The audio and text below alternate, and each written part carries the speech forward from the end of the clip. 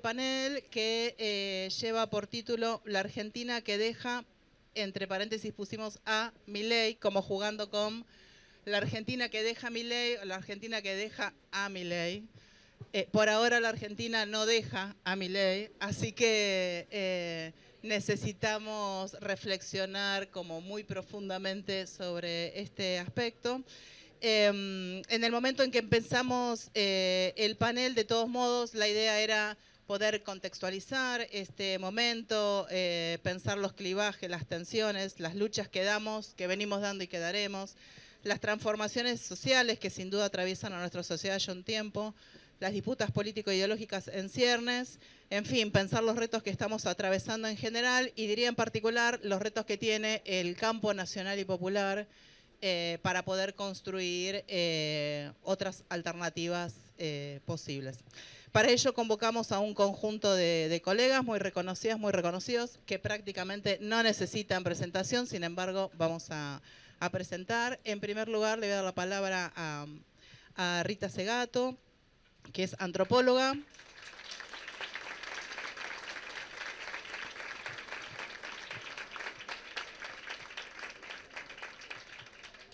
Rita es antropóloga, profesora emérita de la Universidad de Brasilia, investigadora senior del Consejo Nacional de Investigaciones Científicas de Brasil, titular de la cátedra Rita Segato de Pensamiento Incómodo de la UNSAM. Me pongo este pañuelo porque he jurado ante mí misma, me he prometido jamás, nunca más hablar en público sin algún emblema de la situación Palestina y Gaza. Entonces,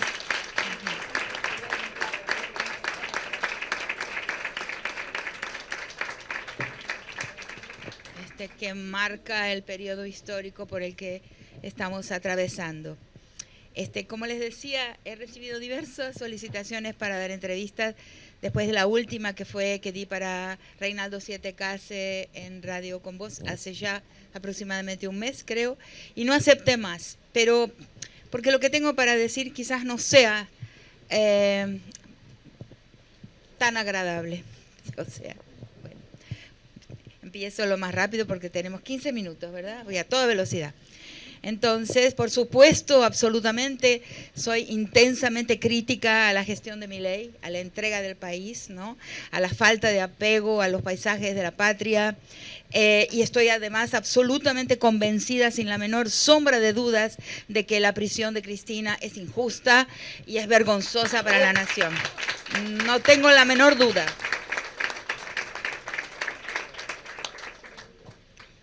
Dicho esto, como antropóloga, que somos un poquito distintos a los sociólogos, le estaba intentando explicar a mi hijo que antropología y sociología no están en la misma facultad, y creí recordar que hace mucho tiempo hubo una pelea, hace como 50 años ya, ¿no?, que las separó para siempre, y yo creo mucho en la inter y transdisciplinariedad, pero nosotros los antropólogos observamos, escuchamos, ¿no?, la calle, el campo.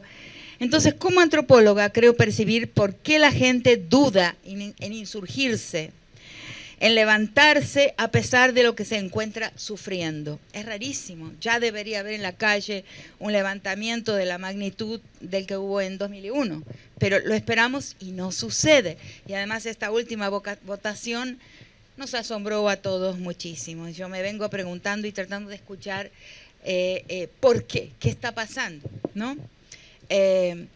Solo que sospecho que si digo lo que pienso, podré una vez más hacerme muy antipática ante muchos de los nuestros que estamos aquí.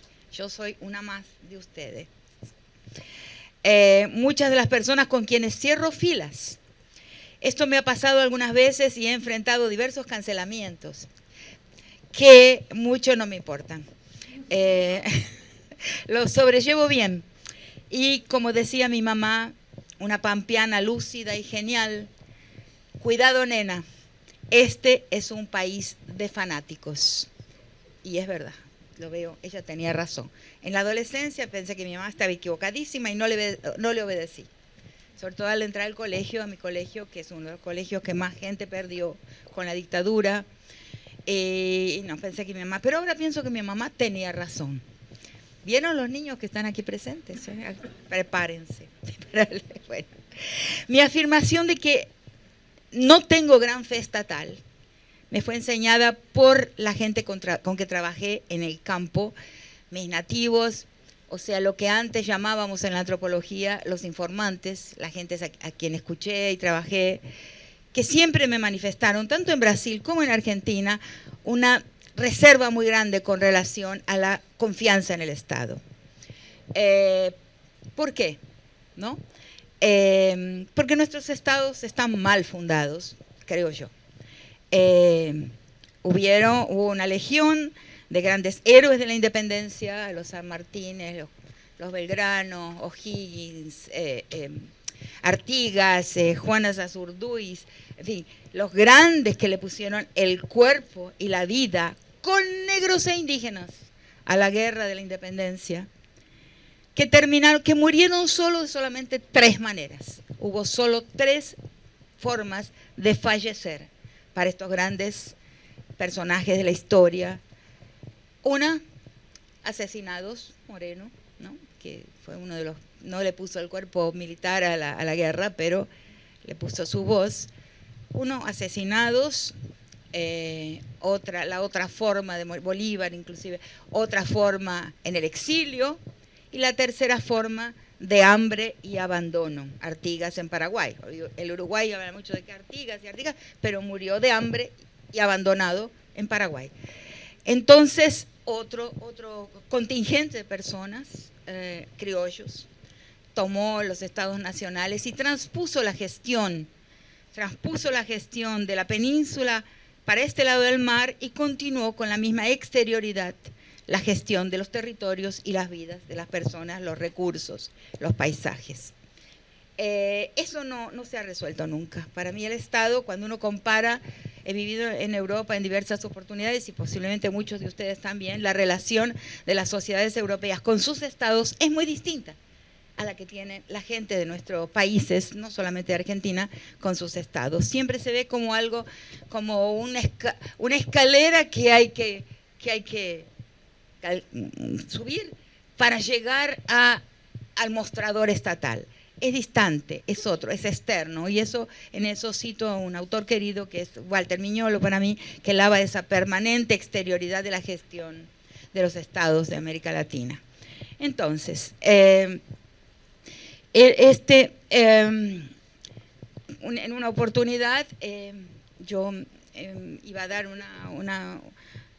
iba a conversar con Pañi, de quien no sabía mucho, porque soy un poco una extranjera en la Argentina, ¿no? Después de tantos años de extranjería, y con Guado de Pedro, y cuando fui a saludarlo con amor y cariño a Guado de Pedro por su historia de vida, él me agredió bárbaramente. Y vos decís que no tenés fe estatal, porque no me había entendido. Mi falta de fe estatal no es porque no quiera que exista una buena gestión garantizando educación, salud y sobrevivencia para las personas, sino porque la gente con que trabajé en el campo, en los campos, en la vida real, en los pueblos, siempre me manifestaron un miedo del Estado. El Estado, un policía con un revólver en el bolsillo y una maestra racista. No es porque la maestra haya manifestado verbalmente su racismo con formas de insulto, que también sucede, sino una maestra que jamás ha puesto una mirada de confianza y de esperanza y genialidad en un niño no blanco. O sea, la maestra coloca una mirada de desconfianza con relación a la capacidad de inteligencia de los no blancos en nuestro país, que son los cuales los antropólogos trabajamos en general, sino únicamente es bastante. Entonces, mi falta de fe estatal no es mía, es de la gente. A mí el Estado me dio mucho, pero somos privilegiados aquellos que hemos contado con gran educación estatal, con la salud estatal, en fin, mucha gente no, y eso atravesó la historia, ¿sí?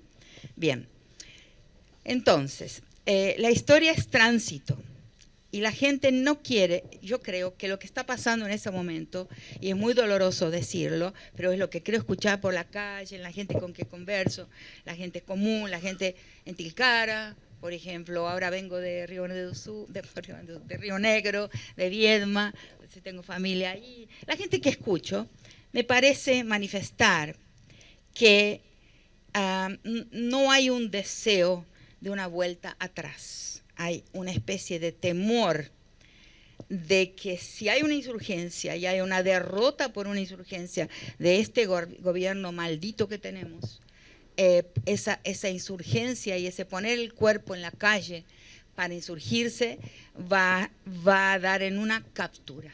Y eso lo he escuchado de varias formas de la gente. Escribí un pequeño texto para una lista de la que participo hace mucho tiempo, del grupo Rosa Luxemburgo, que tiene su centro en Ecuador, en Quito, para América Latina. Escribí a esa lista una explicación y voy a leerlo cómo lo escribí en esa lista. Yo, de forma bastante solitaria, lo entiendo así. La gente no quiere lo que está, pero tampoco quiere un retorno a lo que se presenta como la única alternativa. No lo puedo decir entre mis amigos, no lo puedo decir en mi país. Creo que Maristela, porque Maristela Svampa también forma parte de la misma lista, puede entenderlo y perdonarme. No consigo entenderlo de otra forma. La gente no quiere, no simpatiza con un retorno, con una vuelta atrás. La victoria en provincia de Buenos Aires nos alegró mucho, pero tengo la impresión de que el querido gobernador Kicillof se desequilibró en la manera en que lo celebró. Y lo entendió de una forma diferente a la gente que votó. No fue un voto partidario, no fue el voto a un partido político, como él lo asumió. ¿Será que estoy equivocada? Y se los pregunto también a ustedes. Porque la gente votó por un personaje, por un gestor en quien confió. Pero no creo que haya sido un voto a un partido. Yo creo que los caciquismos, los caudillismos y los reinados a izquierda y a derecha no nos sirven. Necesitamos gestión. La política es gestión, no es un sagrado, no es una religión, es gestión. Con idearios, en este caso un ideario por el país, por las riquezas del país, por los minerales, por los territorios, por el agua, pero es gestión. Y creo que, y esto es temerario, lo que voy a decir, pero lo digo porque me gustaría que llegara a destino, creo que Kicillof cometió un error en la forma en que celebró su gran victoria provincial en las elecciones de septiembre. La gran superioridad de Kicillof frente a todos los otros candidatos del campo crítico, y así yo llamo a mi campo, inclusive casi no menciono las palabras izquierda y derecha, me considero una persona del campo crítico, porque hubieron muchas traiciones y muchos fracasos a izquierda. Entonces, es que es realmente un administrador, un gestor, también un técnico, un gobernador, más que un líder, en el sentido habitual en que entendemos esta palabra los argentinos. Y, a pesar de la victoria que obtuvo, debería haberse mantenido aferrado a esa posición de un gran gerente, de un gran gestor, de un gran administrador de los bienes de la República, sin otros gestos. 3.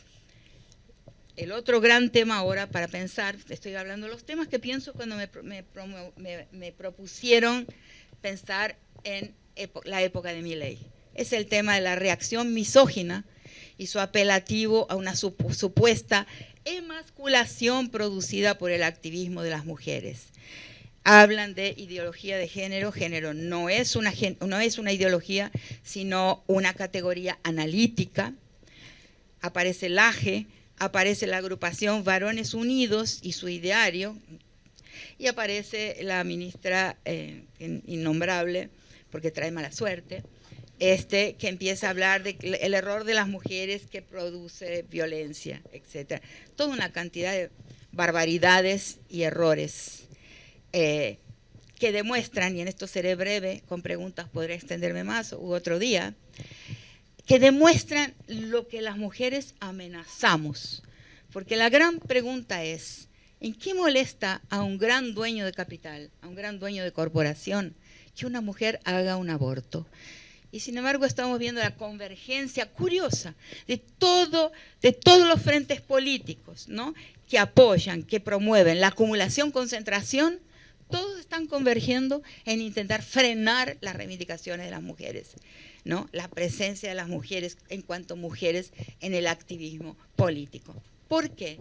no es fácil de responder, pero yo me atrevo a decir es que por sus grandes asesorías, ni todas que están en nuestro territorio, pero que muchas vienen de otra parte, en sus grandes asesorías les están diciendo lo que amenazamos, lo que se amenaza si las mujeres alcanzamos una soberanía sobre nuestra propia existencia y cuerpos. Entonces, para encerrar, voy a citar a un autor que para mí ha sido de enorme inspiración, que es Aníbal Quijano. La última vez que lo escuché hablar en público fue en 2017 en la Universidad Ricardo Palma, en Lima, y Quijano se paró y dijo: hemos sido derrotados. Esa frase fue tan dolorosa, tan brutal, provocó un dolor tan grande en la audiencia, y yo estaba también en esa mesa, y no sé, me pasó como una flecha, una frase que pronuncié y dije así: hemos escuchado a Aníbal hacer el elogio de la derrota. Estamos, entonces, les digo por qué lo dije y cómo me explico, porque esa frase fue pronunciada por mi boca un poco de una forma casi instintiva, porque estamos en un momento de más verdad de la historia. Hemos repetido consignas, hemos repetido palabras por doquier y las repetimos casi sin pensar. Pero necesitamos ese momento de más verdad para pensar de nuevo, ¿sí?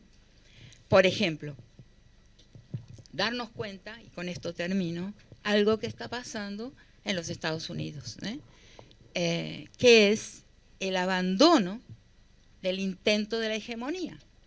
Fíjense que Estados Unidos siempre se mantuvo desde el final de la Segunda Guerra Mundial con dos patas, con dos pies. Una, la del poder económico y el poder bélico, armamentista y de inteligencia bélica, o sea, espionaje, etc.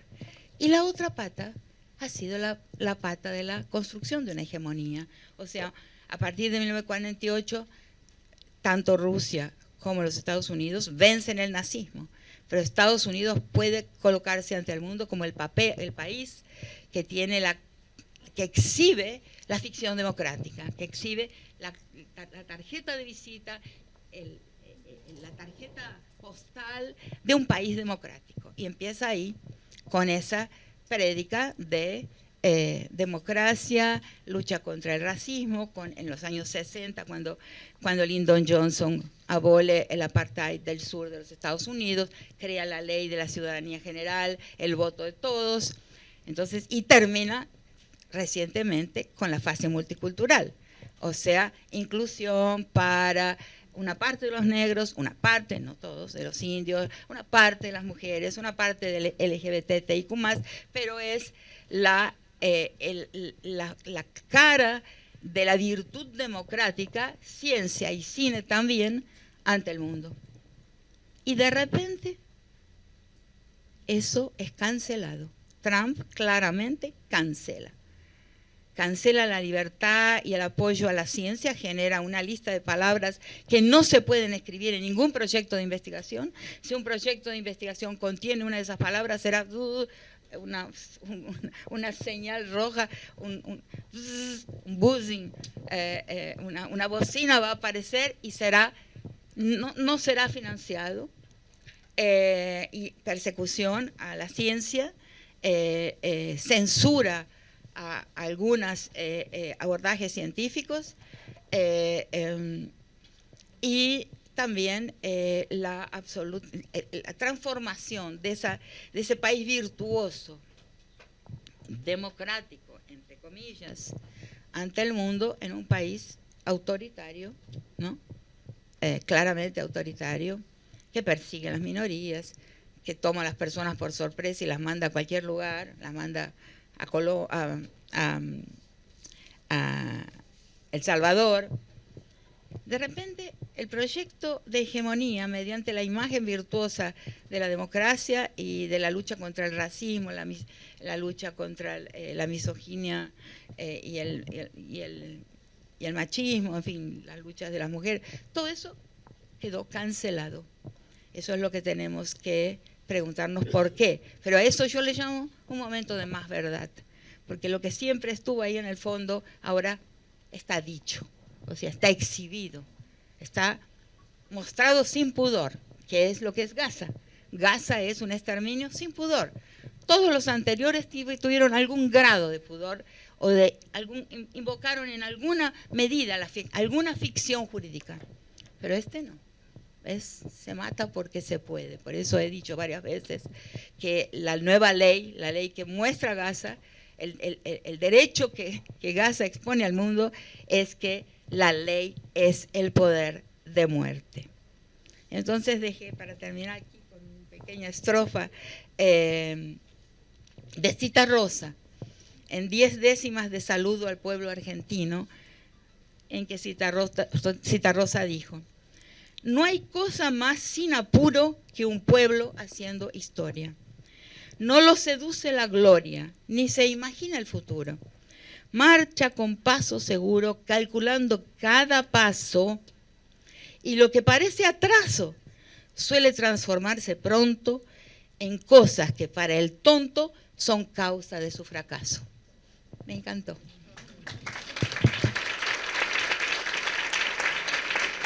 Muchas gracias, Rita. Ahora le vamos a dar la palabra a Mónica Peralta Ramos, que es socióloga y doctora en sociología, con amplia experiencia de investigación y trabajo de campo en temas relacionados con la economía política y derechos humanos, así como experiencia diplomática con asiento en Washington, D.C. Muchas gracias, Mónica.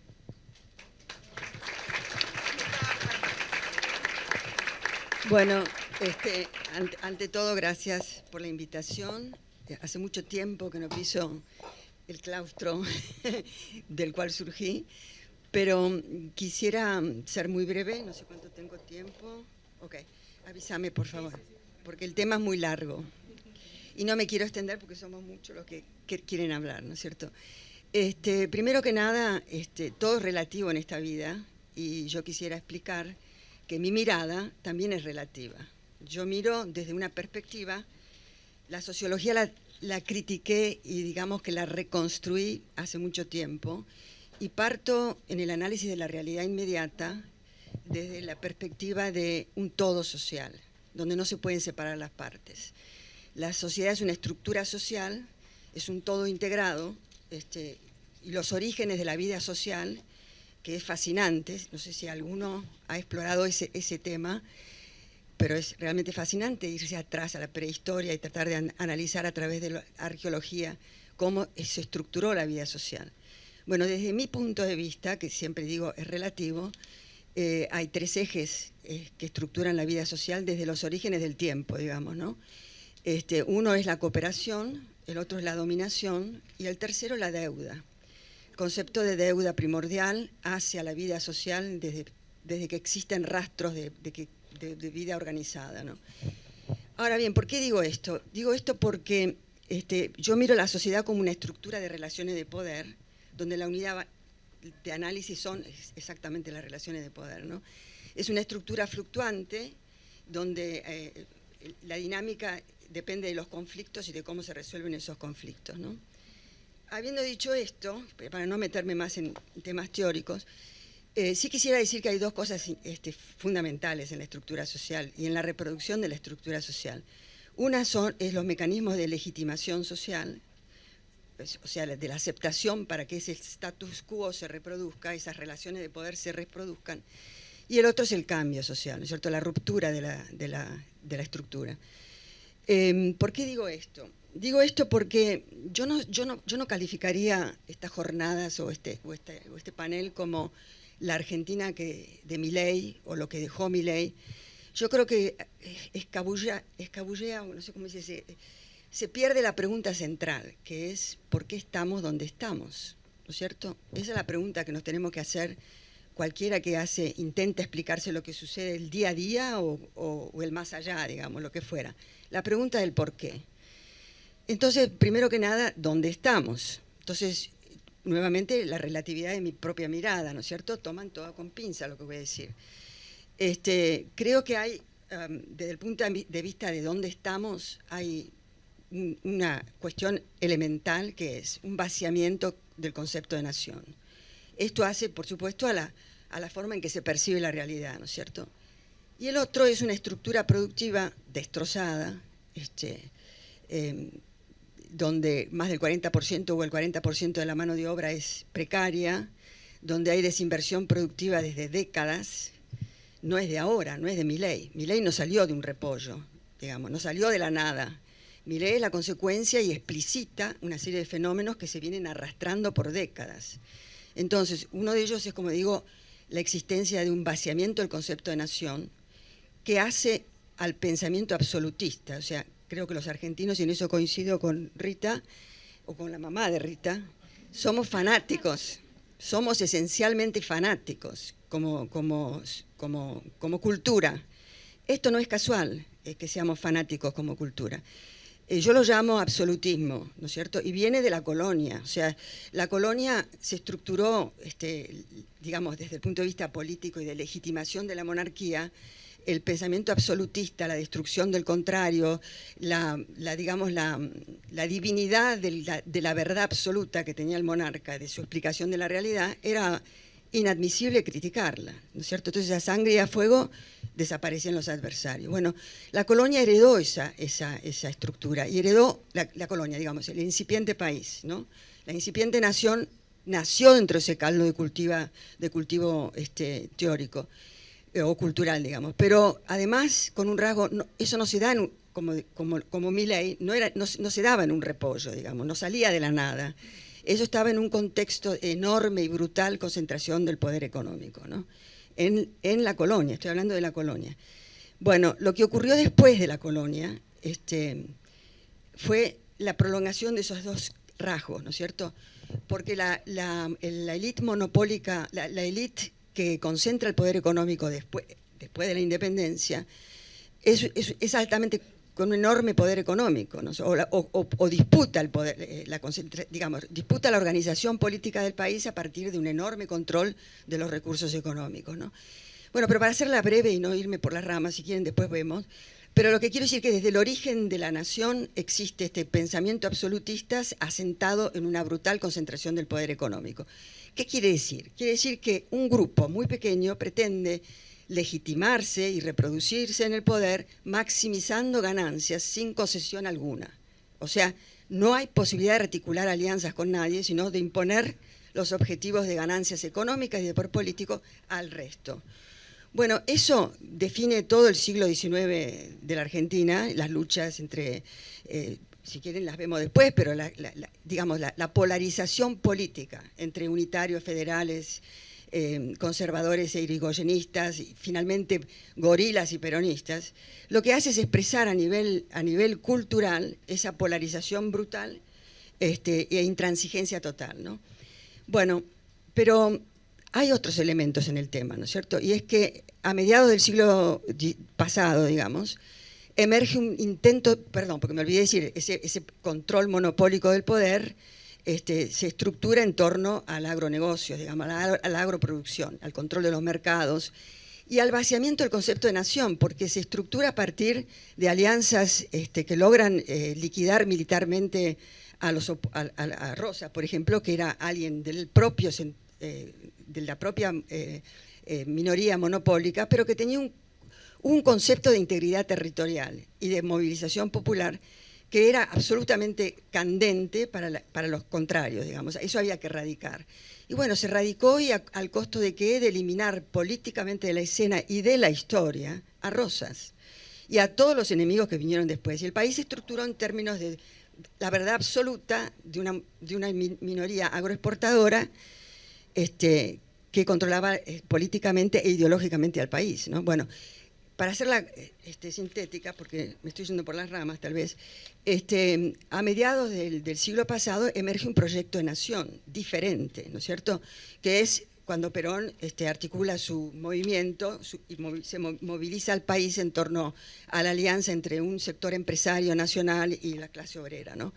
Bueno, eran condiciones muy especiales, geopolíticas, que permitieron eso y habilitaron este intento de industrialización. Pero fue con pies de barro. Y la razón por la cual tenía pies de barro es muy sencilla. Y es que digamos, no es muy sencilla, pero quiero decir, es clara, digamos, ¿no? hacia la década del 30 ya muestra el censo industrial, el enorme poder de algunas empresas y corporaciones extranjeras, especialmente británicas y especialmente americanas y británicas, en la industria argentina. Entonces, cuando Perón articula su proyecto de desarrollo industrial, que se basa en transferencia del sector agropecuario, como todos los proyectos industriales del capitalismo, ¿no es cierto? Transferencia del sector agropecuario hacia la industria.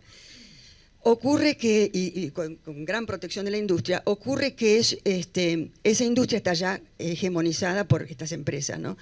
Que tienen una dinámica de producción que no depende del mercado interno, sino son filiales de corporaciones extranjeras.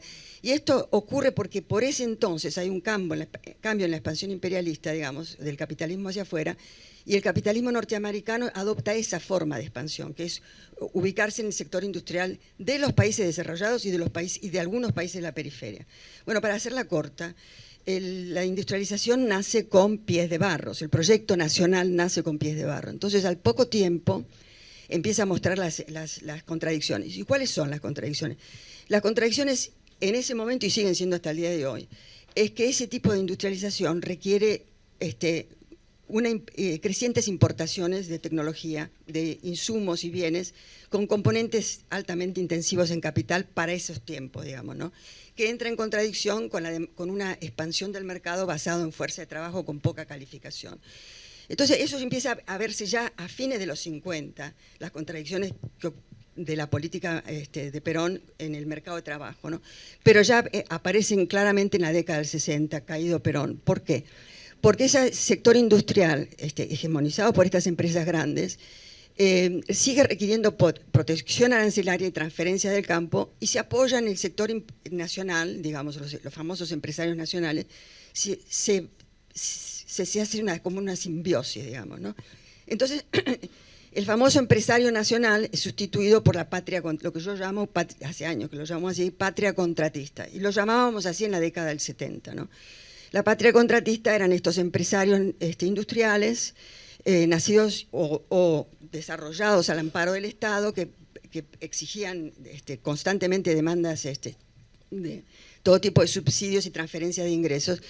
Y poco a poco, aliados a sectores extranjeros, poco a poco estos sectores ya en la mitad de la década del 60 tienen enorme presión, ejercen mucha presión sobre los gobiernos de turno, que no son peronistas, porque Perón está proscripto por ese entonces, para pedir esa protección arancelaria y subsidios. Y poco a poco se va articulando un arma letal que va a dominar toda la historia política del país hasta el día de hoy, ¿no? Que es una lógica canibalística, ¿no? Una dinámica canibalística entre campo e industria, ¿no? A pesar de que la industria era, como les digo, antiperonista, reivindicaba las mismas cosas que se reivindicaban en la época de Perón, y como había un gran control que se incrementó muchísimo tiempo después, durante mucho tiempo, hasta ahora prácticamente, eran y siguen siendo mercados monopólicos, con alta concentración, ¿no?, del capital, que permite formar precios, permite desatar una inflación.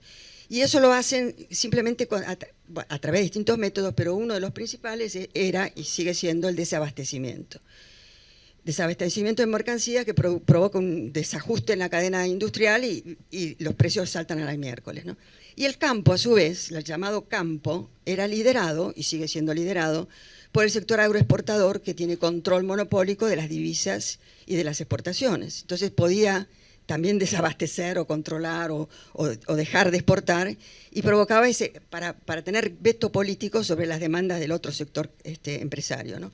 Y esta dinámica entre sectores empresarios, a su vez, tenía otro elemento que lo hostigaba, que eran las demandas de los asalariados, ¿no es cierto? Cuanto más pedían los asalariados salarios, esto se ve clarísimo en la década del 70, cuando vuelve Perón, ¿no? Y la primera gran hiperinflación. Bueno, pero para hacerla corta, porque si no, no llego hasta el día de hoy, esta dinámica canibalística siguió persistiendo y determinando la inestabilidad política del país en democracia y durante el terrorismo de Estado. ¿Qué pasó con el terrorismo de Estado? El terrorismo de Estado tuvo como dos objetivos principales. Uno, eliminar a la clase obrera del camino, como lo tiene Milei, las demandas, ponerles un chaleco de fuerza y que no jodan más.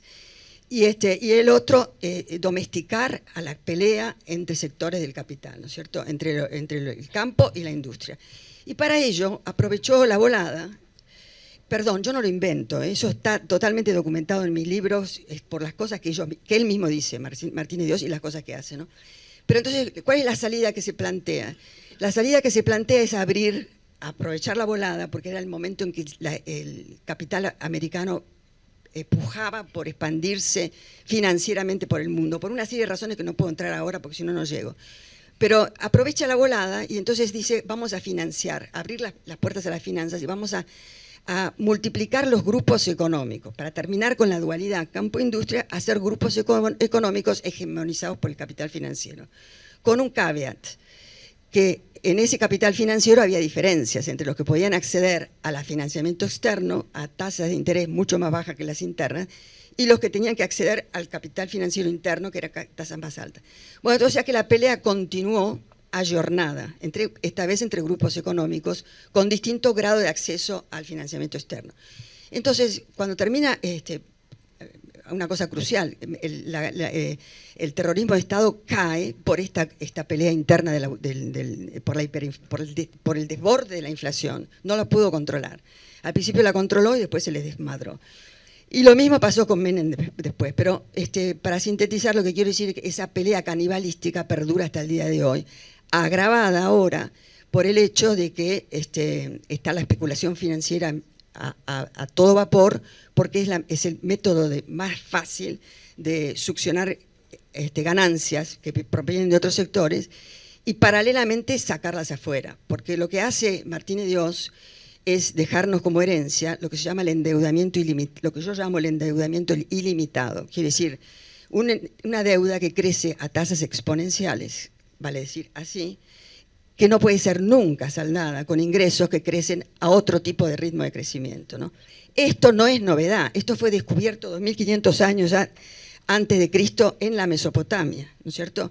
Ahí descubrieron el poder mortífero de del interés compuesto, y para evitar la caída de los reinos y de los imperios, lograron por primera vez en la historia de la humanidad perdonar algunas deudas, pero no me quiero ir tampoco por ahí. Lo que quiero decir es que eso fue un momento único en la historia de la humanidad donde se ve clarito una cosa interesantísima, que no sé si voy a tener tiempo de decirla, que es cómo las estructuras de poder se reproducen oscureciendo las raíces del poder a través del pensamiento abstracto. Les va a parecer un dislate, pero es el dislate que tiene fuerza, digamos, para mí, de una disrupción neutrónica, ¿no? Si no podemos entender eso, podemos entender el futuro que viene, ¿no? O sea, las matemáticas, que pues son totalmente inocuas aparentemente, tienen esta dinámica de pensamiento abstracto que permite ocultar las relaciones de poder. Entonces, sirven de alguna manera para legitimar las estructuras de poder, pero a su vez tienen una paradoja interna, que es, llegado a un cierto momento, eso se hace explícito, se ve, entonces se generan condiciones para la disrupción. Pero antes de entrar a eso, porque me voy por la rama, ¿no? Lo que quiero llegar al momento actual. Entonces, desde en la época de la democracia, lo que ocurrió fue que hubo un vaciamiento del pensamiento nacional, no solamente por la reproducción, como le decía antes, del absolutismo, de la forma absolutista de pensar de todo el mundo, no solamente de la derecha, sino del peronismo, de la izquierda, de todo el mundo, ¿no es cierto? Por un lado eso, pero en esa forma absolutista de pensar también hubo ocultamiento, la incapacidad de ver las relaciones estructurales, las raíces del poder. Por ejemplo, parece increíble que el peronismo, habiendo estado en el gobierno varias veces, no haya hecho nunca nada para desarticular esa matriz productiva.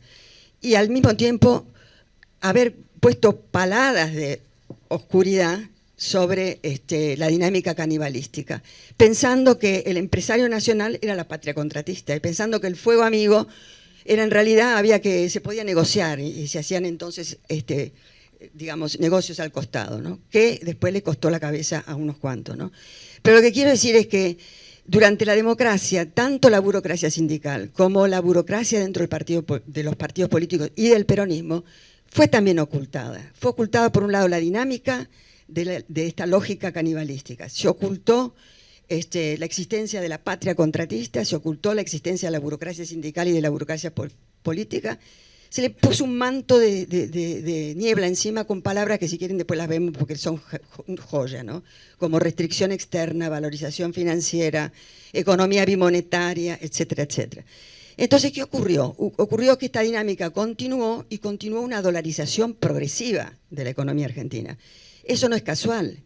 No puedo entrar a explicar la relación que existe entre la dolarización y la hegemonía global, diciendo con lo que dijo Rita en una cantidad de cosas, y en otras estoy de acuerdo, pero Trump es un fenómeno que no es nuevo, no salió nuevamente de un repollo, es un intento de resetear el dominio hegemónico global en circunstancias en las cuales hay una carrera de escalada del conflicto entre polos opuestos, porque por primera vez en la historia aparece, en mucho tiempo, no en la historia, pero en mucho tiempo, por primera vez aparece, hace más o menos 10, 15 años, un polo multipolar, digamos, un universo multipolar que pretende hacer negociaciones fuera del dólar.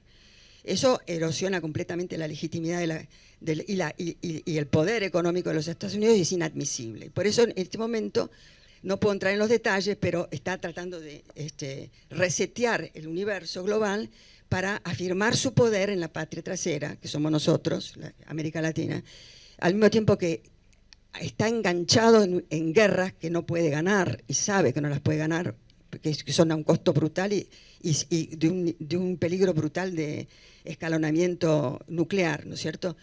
Pero necesita afirmar el patio trasero y decir, acá estamos nosotros, y es crucial para eso el control militar, económico y político sobre América Latina, ¿no? Y en esto entramos nosotros fenómenos, porque nosotros tenemos enormes recursos estratégicos no trabajados, que son absolutamente necesarios en esta etapa del capitalismo mundial, y tenemos esta lógica perversa, por decirla de una manera, esta dinámica canibalística, que es un problema serio para cualquier hegemón. Si los Estados Unidos quieren poner la pata acá, tienen que dominar esa lucha canibalística, ¿no? Y es lo que estamos viendo ahora, un tiro y afloje brutal en términos de corridas cambiarias, inflación. No puedo entrar en los detalles, si quieren los vemos después, pero lo que se está disputando es eso, cómo se domestica y cómo se pone la pata encima de esa patria contratista que ha logrado, que es cada vez más dividida, porque son grupos que pelean entre ellos también, ¿no es cierto?, pero que se le ha escapado el control y que no tiene ninguna intención de desarrollo nacional, sino de introducirse con más fuerza dentro del sistema financiero internacional. No sé si tengo tiempo, pero paro ahí si no, y después seguimos. Pero en síntesis, quiero dar una visión un poquito más positiva. Creo que es un momento crucial de, no sé si derrota, tiene algo muy bueno este momento, que es explícito, todo se hace explícito, no hay más tutía. El peronismo no puede seguir tocando la guitarra y hablando del proyecto nacional, no puede. Tiene que hacer claro y consciente los errores cometidos, que hasta el día de hoy siguen pasándole de largo. Lo mismo la izquierda habló, lo mismo el progresismo, lo mismo los intelectuales, en los cuales me incluyo. ¿Cómo es posible que entre el mundo intelectual no haya habido crítica radical a la dolarización? ¿Cómo es posible? Eso es ni sociológicamente ni desde el punto de vista de la economía política es explicable, ¿no? Entonces, bueno, es un momento de hacer, de pararse y reflexionar. Y de esto se sale con mucha crítica, con mucha pregunta por qué, con mucha autocrítica y con una radical reestructuración del pensamiento analítico, ¿no? No se puede seguir tocando la guitarra, ¿ok? Y eso implica muchas cosas, desde el punto de vista de las categorías que se usan para pensar y aproximarse a la realidad, hasta las relaciones que se establecen a nivel de representatividad. Lo que está en cuestión, no solamente acá, sino en el mundo entero, es justamente qué es la democracia, ¿no? Y qué es el progreso, qué es el desarrollo nacional. Y frente a eso tenemos un mundo entero que está batallando, ¿no? Y se están conformando bloques y nosotros estamos dentro del bloque del peor, digamos, yo creo, porque hay menor posibilidad de desarrollo independiente. Pero, vuelvo a decirlo, creo que se sale de las crisis pensando y la salida está por ahí, de abajo para arriba y con mucha crítica. Bueno.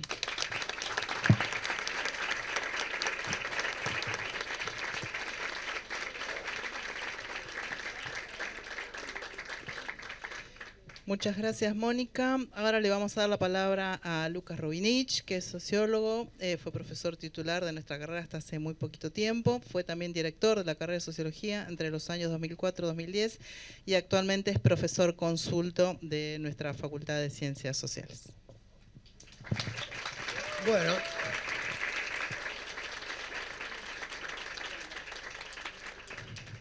Bueno, en principio me parece es un placer estar en las jornadas de sociología, que tienen una característica, siempre han tenido una característica muy particular, que es la de la participación conjunta en cada una de las mesas de estudiantes que a veces están en los primeros años, junto con profesores destacados, ese intercambio que se mantiene, que se trabaja siempre de esa manera, me parece algo riquísimo de la carrera de Sociología, y como dijo Sandra al principio, no es menor que muchos de los congresos acá son pagos, y este congreso, estas jornadas, son siempre absolutamente abiertos.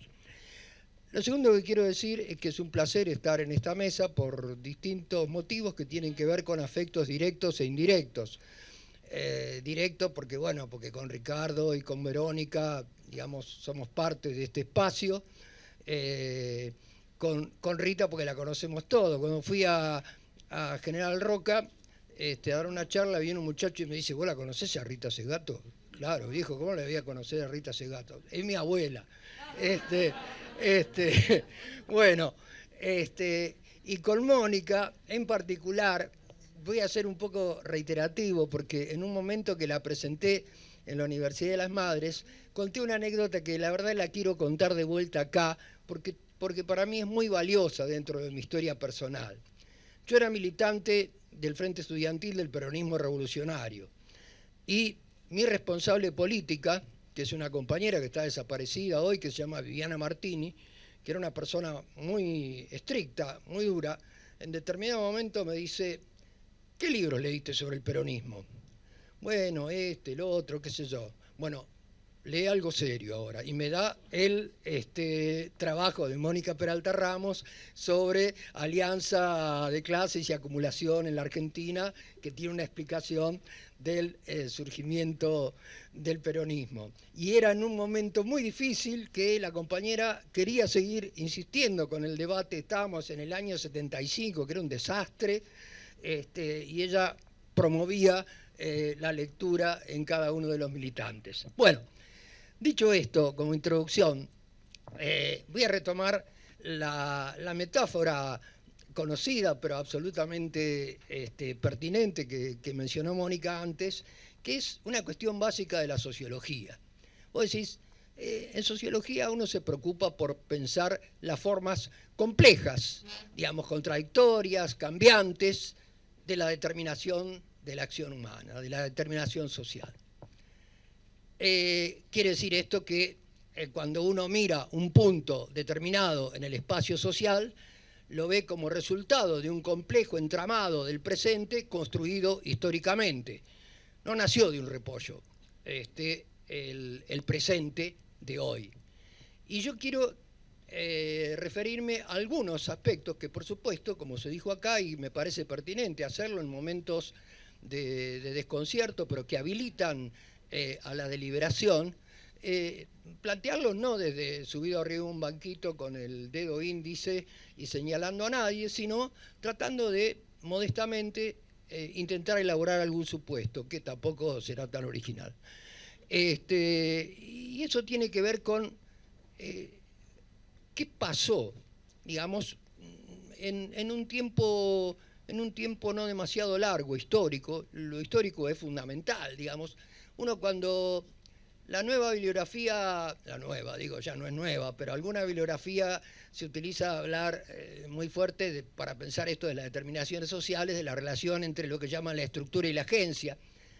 Me gusta más recurrir a un clásico y decir lo mismo de una manera más productiva, que es los seres humanos, nosotros los seres humanos, hacemos nuestra propia historia, mas no la hacemos a nuestro libre arbitrio, sino la hacemos condicionados por determinaciones fuertes que nos son legadas por el pasado.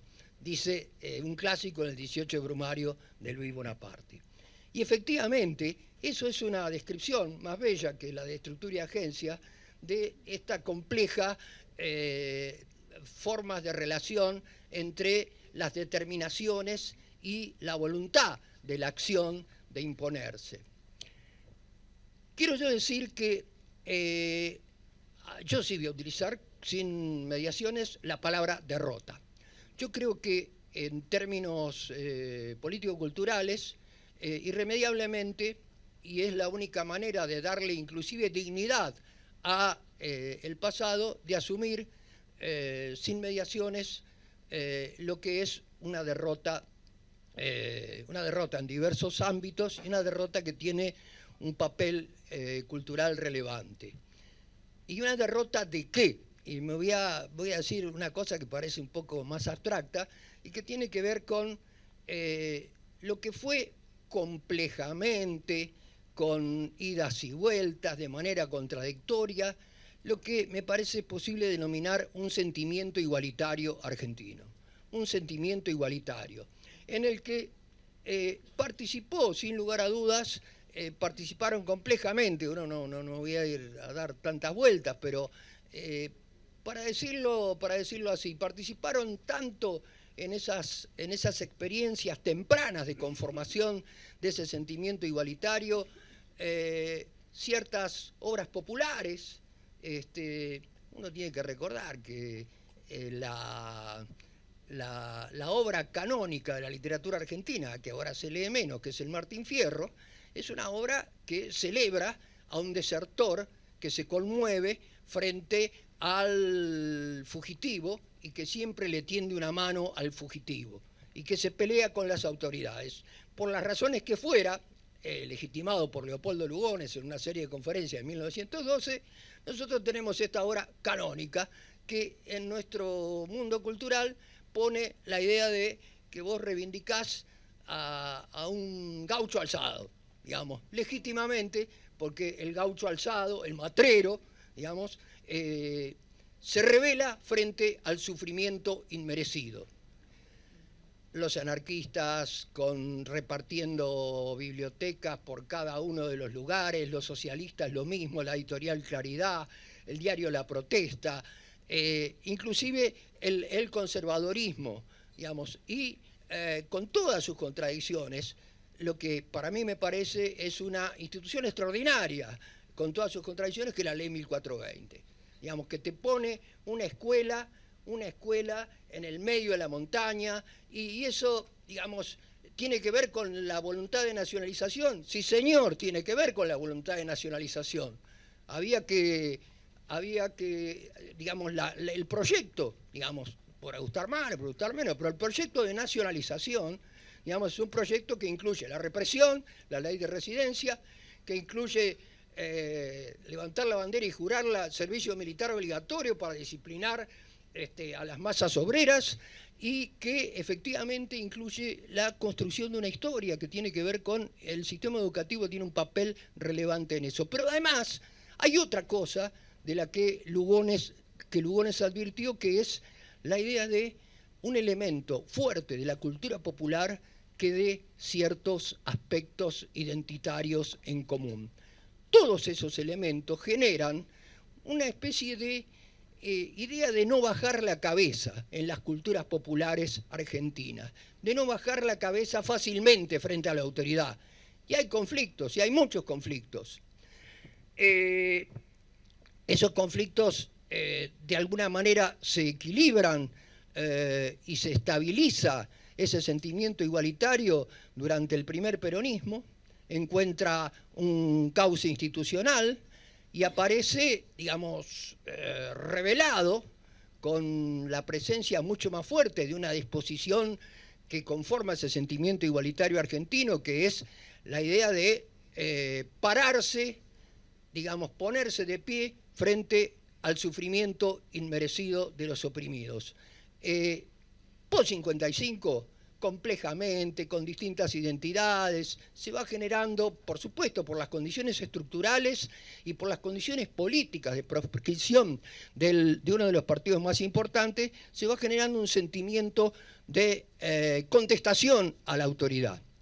Ese sentimiento de contestación a la autoridad, ustedes después se podrá criticar, se podrá difundir, se podrá disentir con esto, pero lo que sí es cierto es que esa fuerza política contradictoria, con conflictos y todo, adquirió una potente fuerza que necesitó de la intervención de diversas fracciones de las clases dominantes que pusieron al servicio de su proyecto unas fuerzas armadas que desarrollaron una metodología que es una metodología legitimada por la cultura militar internacional, que es la llamada guerra de contrainsurgencia, donde los enemigos son todos. Sos vos, que sos un pibe secundario, es el maestro que está en la escuela, porque el enemigo es invisible en esta guerra, dirán los manuales de la guerra contra insurgencia, y la guerra de inteligencia es una guerra que necesita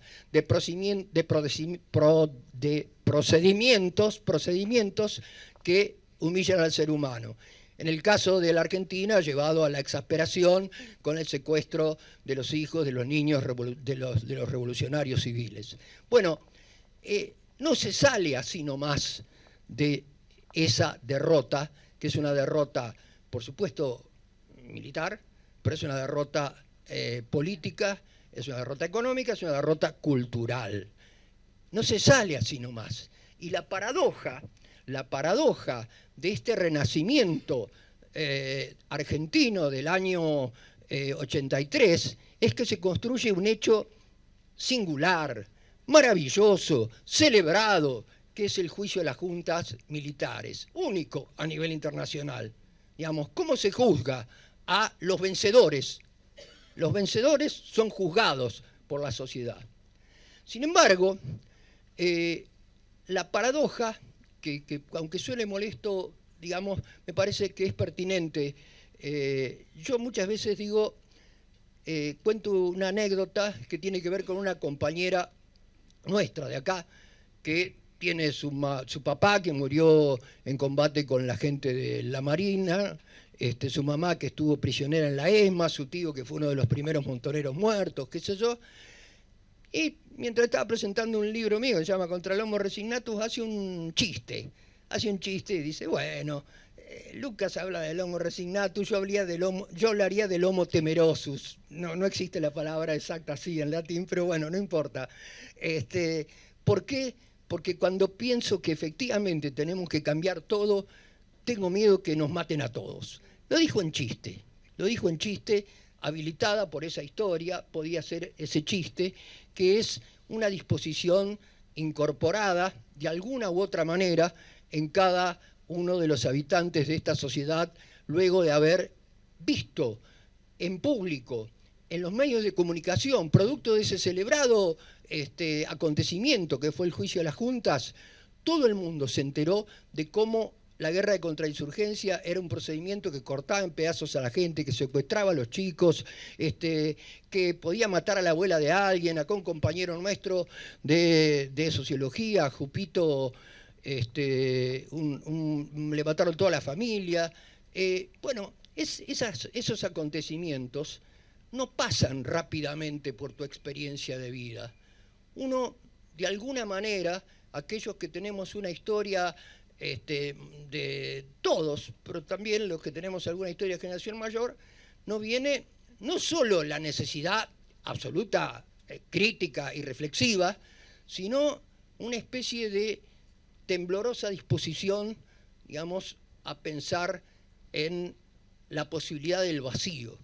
En los últimos años de nuestra conflictiva y accidentada vida, uno trata de no poner sobre la mesa algunas cuestiones que son irritantes para la vida de uno mismo y que las ve efectivamente como peligrosas. Y de alguna manera eso inhibe la posibilidad, nos inhibió, no a todos, por supuesto, yo hablo de mí, la posibilidad de pensar a veces más reflexivamente, más críticamente, sacándonos del medio esa bruma de ese temblor oculto que nos genera esa historia terrible.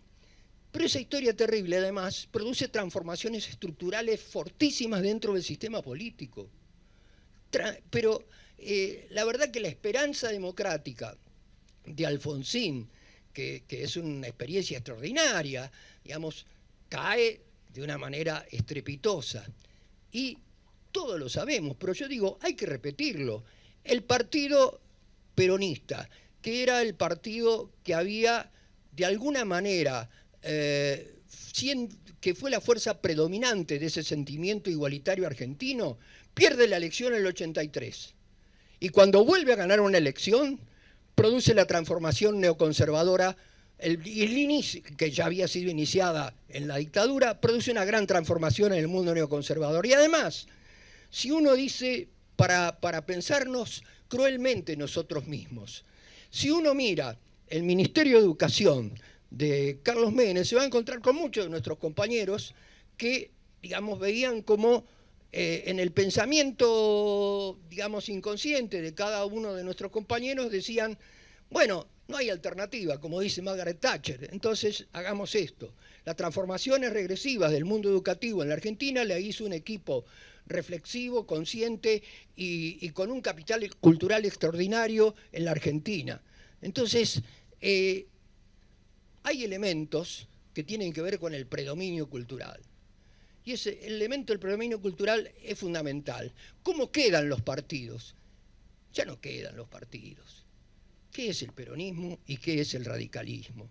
Son fracciones, bandas de personas que levantan una bandera deshilachada para tratar de conservar algún tipo de identidad sin demasiado convencimiento. Ya no existen, pero se entiende por qué no existen. No es una cuestión de culpas individuales, a a Kicillof, a Cristina, qué sé yo. No, eso es parte de ese pensamiento predominante. Digamos, uno tiene que ver cuáles son las condiciones estructurales que hicieron que se despatarrase todo el mundo identitario de los dos grandes partidos y que no quedara nada, y que ninguno de los dos grandes partidos, como se dijo acá, bueno, el que ahora existe más, no tienen ninguna propuesta programática mínima, ni una mínima propuesta programática, nada. Vos apelás a una tradición. ¿A qué tradición estás apelando? Si los últimos años que vos tenés son Alberto Fernández, elegido por la líder del movimiento, que de una manera absolutamente arbitraria, y la clausura de la deliberación dentro del espacio porque es una situación tensa. Entonces hay que inhibir la deliberación. Bueno, no vamos a llegar a ningún lado si en un contexto como estos se inhibe la deliberación. E insisto, no es como uno aparece en los medios diciendo tiene la culpa tiene la culpa el otro. Digamos, yo creo que es la voluntad de hablar con compañeros de diferentes extracciones políticas, con aquellos que tienen buena voluntad, porque uno sabe que en los territorios hay personas con sinceridad, que están trabajando todo el día, que se sienten solos, que no tienen ningún tipo de proyecto. No es simplemente que vos tenés que ponerte las pilas 3 meses antes de las elecciones. Yo le decía el otro día a unos compañeros, si vos hubieses trabajado, por ejemplo, yo no digo que dé resultado o no, pero si vos trabajás con tu militancia, algún tema, 3 temas, 4 temas, 5 temas, pero los trabajás durante 1 año, 2 años, 3 años, 5 años, digamos, aparece la posibilidad, con la posibilidad de expropiación de Vicentín. Si vos estuviste trabajando durante 4 años sobre la necesidad, no importa si eso es mejor o peor, pero a vos hiciste una apuesta por eso y dijiste, bueno, vamos a ver qué pasa con la posibilidad de creación de un organismo del Estado que pueda regular mínimamente la lumpenización de los puertos que exportan e importan cualquier cosa sobre el río Paraná, y que se pueda exportar efectivamente, más o menos regular el comercio de granos. Bueno, como no se hizo absolutamente nada de eso, porque se abandonó la posibilidad reflexiva y deliberativa, aparece la oportunidad y alguien dice, bueno, podríamos hacerlo de Vicentín, bueno, podríamos hacerlo, pero no tenés, ¿cuál es tu espalda? ¿Cuál es tu mochila? ¿Cuáles son tus relaciones de fuerza? Como ya ni siquiera se habla. Pero ¿cuáles son las relaciones de fuerza con las que contás? Como se cuenta que dijo Stalin acerca del Vaticano, que dijo, digamos, ¿cuáles son las relaciones de fuerza del Vaticano? ¿Con cuántos tanques cuenta el Vaticano? Bueno, ¿con cuántos tanques contás vos, digamos, para hacer lo que estás haciendo? Y esos tanques no surgen mágicamente, surgen por el trabajo político cotidiano. Entonces, yo creo que asumir que existe una derrota cultural, y que esa derrota cultural es el resultado, porque lo que se dijo acá, yo estoy absolutamente de acuerdo. Digamos, uno en sociología dice, ¿por qué pasó lo que pasó? ¿Por qué pasó lo que pasó? Digamos, no es, digamos, y uno se puede detener en las extravagancias payasescas de un personaje y mirarlo, y realmente seguramente dice bastante, pero la verdad, lo más fuerte no está allí. Para explicarlo en términos políticos, lo más fuerte está en estos espacios en los que nosotros nos reconocemos, para decirlo de una manera ambigua para la época, pero que resulte inclusiva, nos reconocemos por personas que tratamos de hacer apuestas por una sociedad inclusiva. Digamos, aquellos que apostamos por una sociedad inclusiva, estamos en una situación de relativa desprotección, porque no tenemos ciertas voces políticas que puedan hablar en serio.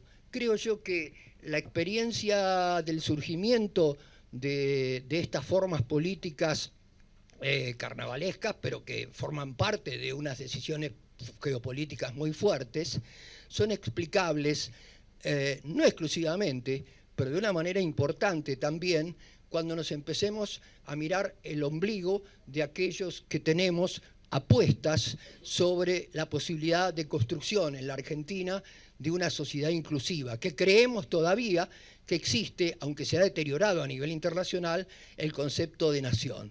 Ese es el análisis que, a mi modo de ver, yo intento hacer, y que por supuesto, digamos, son preguntas que uno tira al aire simplemente para debatir un poco.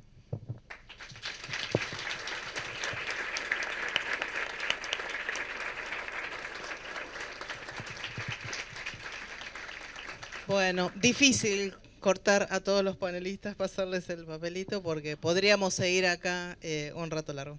Bueno, le vamos a pasar la palabra ahora a Verónica Pérez, que es socióloga y doctora en Ciencias Sociales, es profesora de la carrera en el seminario Los Servicios Públicos en la Argentina Reciente y es investigadora del CONICET.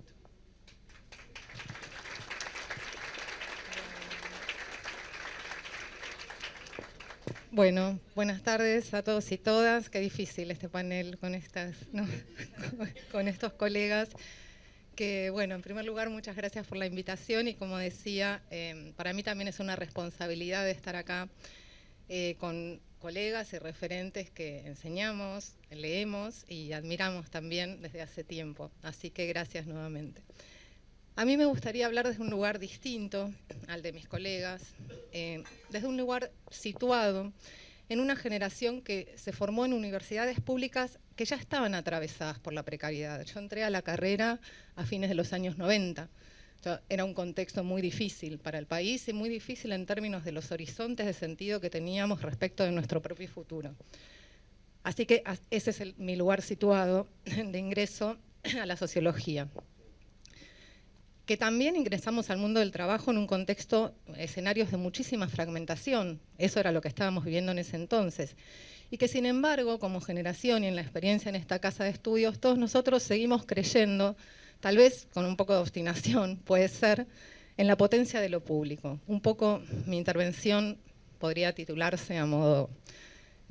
sí, lo podemos afinar, pero es algo así como que yo me pregunté en esta intervención a raíz del título que nos convocaba, por lo público como horizonte de sentido, ¿no? Por ahí voy a ir un poco.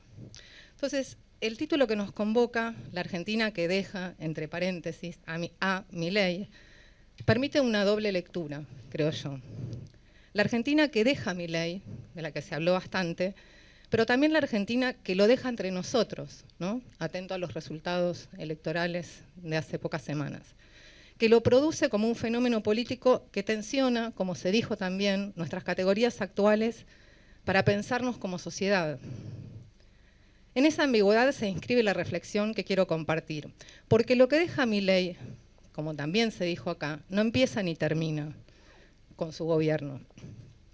No se trata solo de los efectos materiales de una política económica que desmantela instituciones, programas y derechos. Se trata también, creo yo, de la visibilización y radicalización extrema, diría, de una serie de procesos que ya venían gestándose hace tiempo. La mercantilización de la vida, la desconfianza hacia el Estado y sobre todo la pérdida del lenguaje común con el que alguna vez nombramos lo colectivo. Me parece central ese punto. En el plano económico, el gobierno que deja Milei llevó al paroxismo un conjunto de tendencias preexistentes. La desigualdad como forma de organización social, la primacía del capital financiero, la sustitución del trabajo estable por la supervivencia individual. Su programa, de alguna manera, radicaliza una racionalidad económica que, digámoslo, ya había desfondado la noción de ciudadanía como derecho. No es nuevo esto. Pero en esa radicalización también deja algo a la vista, ¿no? Los límites de una sociedad que confió en que los bienes comunes podían gestionarse con criterios de mercado.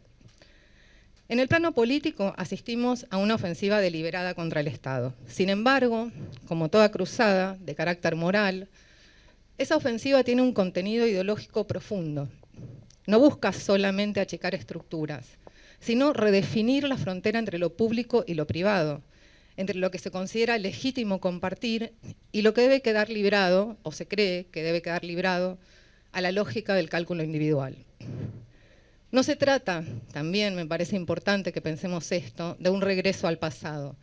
Para mí en este campo no hay semejanza con el neoliberalismo de los años 90.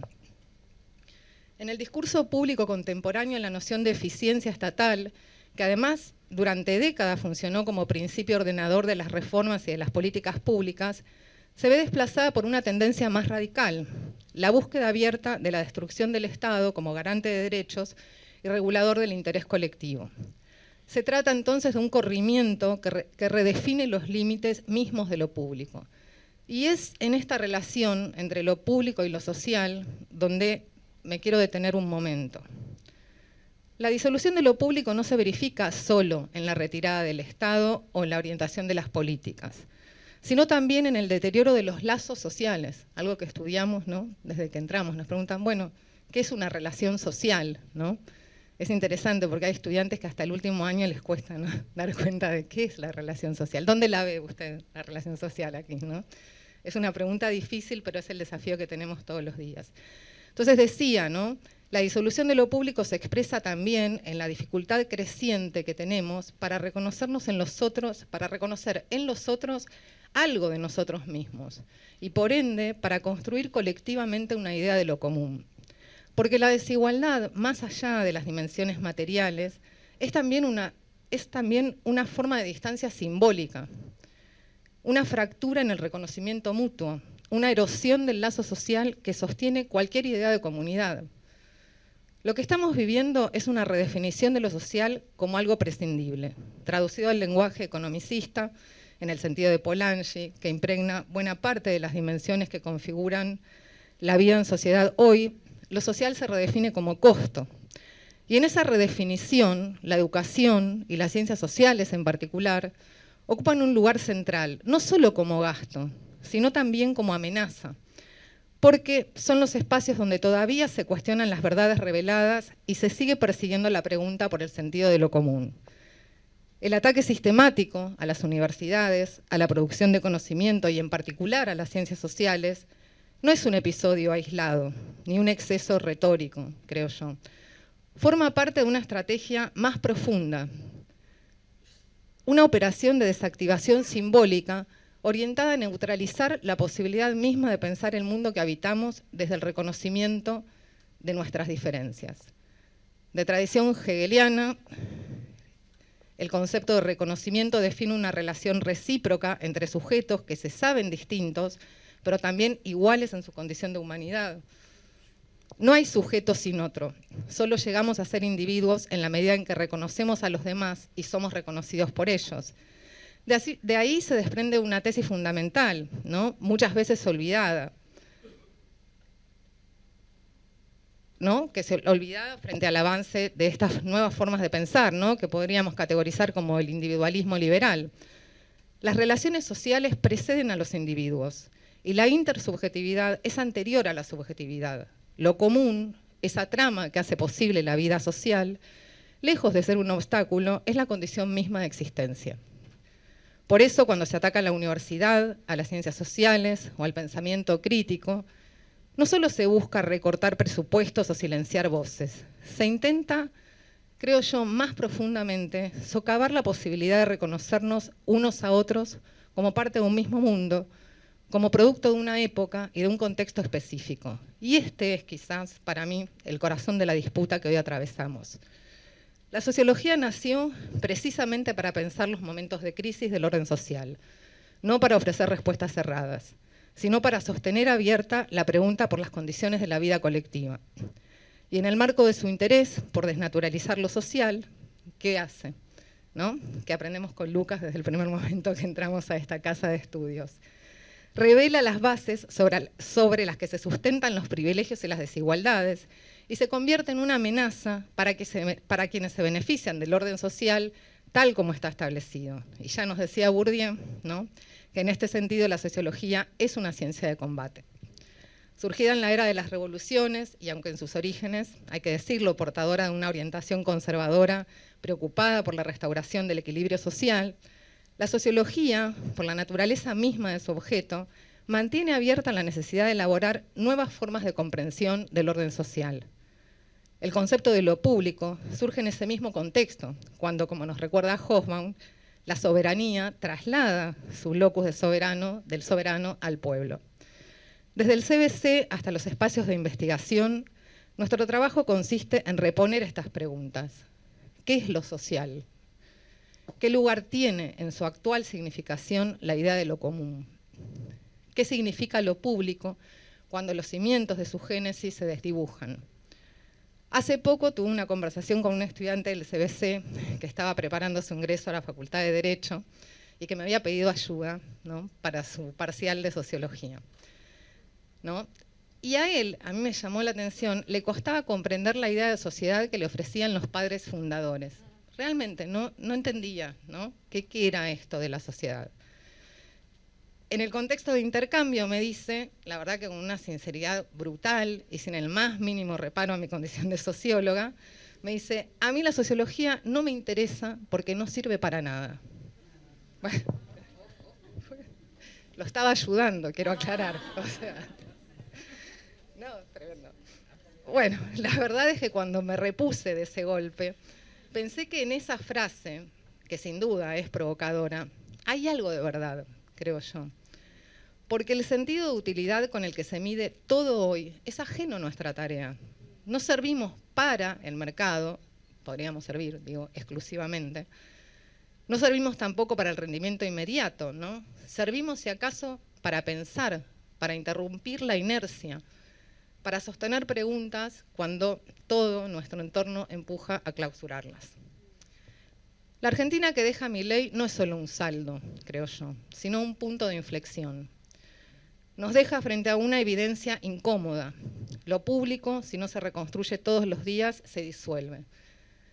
Pero también nos deja una tarea, la de volver a dotar de sentido esa palabra. ¿Qué es hoy lo público?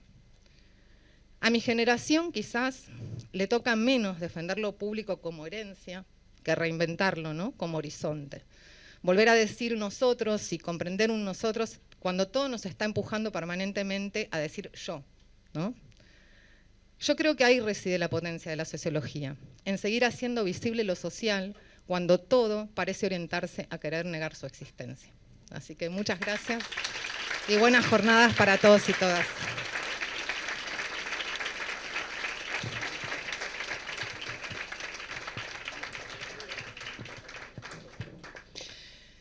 Bueno, qué panel que preparamos. Hay que reconocer que preparamos un panel Excelente. Bueno, va a cerrar este primer panel central Ricardo Aronskin, que es economista y magíster en Relaciones Internacionales, investigador y docente en la UBA y de la Universidad de General Sarmiento, y también es profesor consulto desde hace muy poquito de nuestra casa de estudios.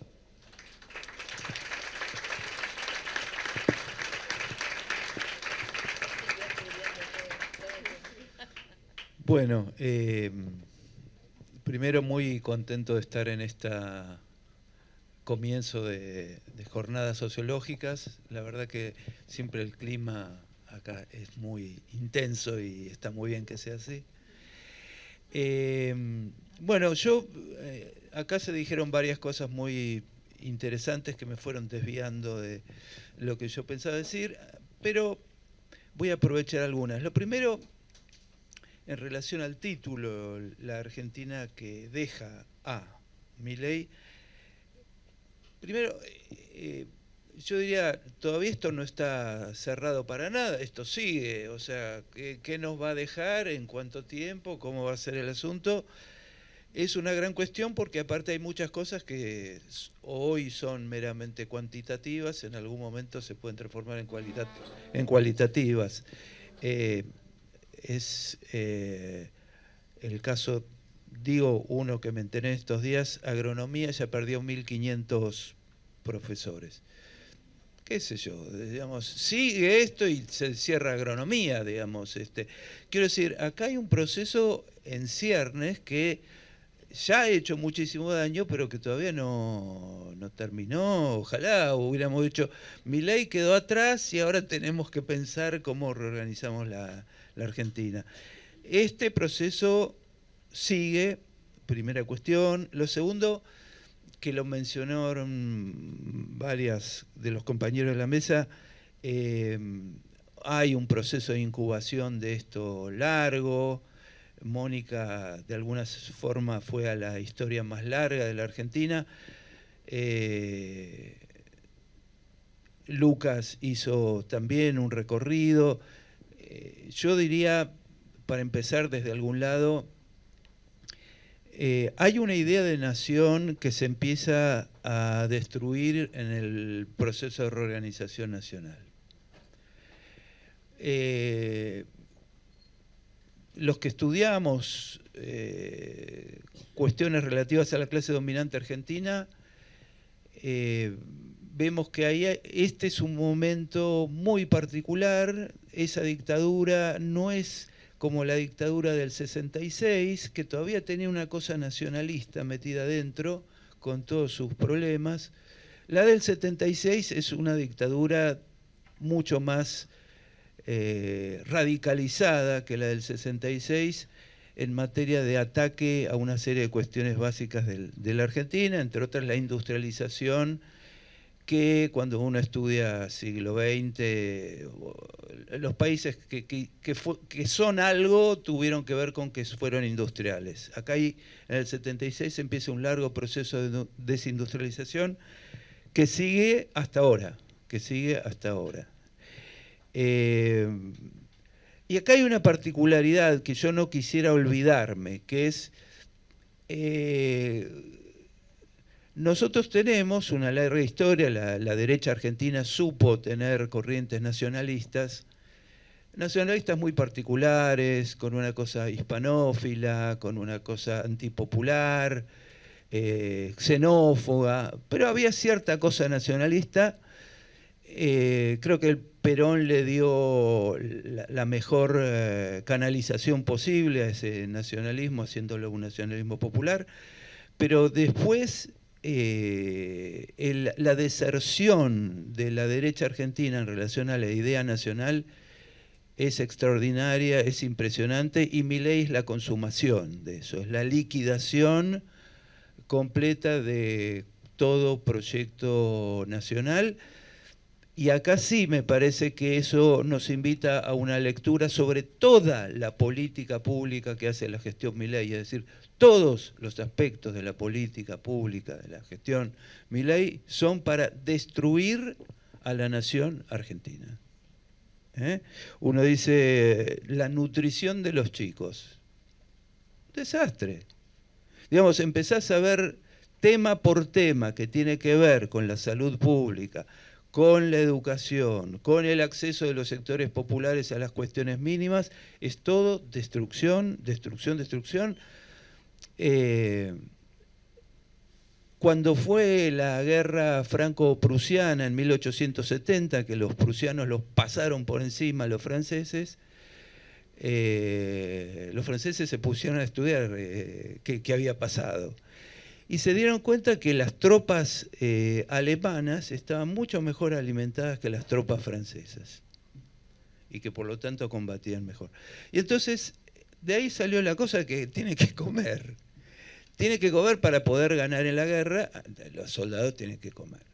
Digo, en el caso argentino vos tenés un proceso completamente contrario a lo que otras burguesías del mundo llegaron como noción de por qué tienen algún interés en el que el resto de la sociedad funcione, digamos, por qué la burguesía norteamericana necesita tener un poderoso ejército y por qué China se está dando cuenta que también, y por qué Rusia lo tiene, y por qué... Tiene que ver con cuestiones que hacen la existencia de la nación en un mundo como el que vivimos. En el caso nuestro, y esto es muy que nos separa de otros casos de América Latina, es que nosotros estamos presenciando una burguesía argentina que apoya un proceso de destrucción nacional.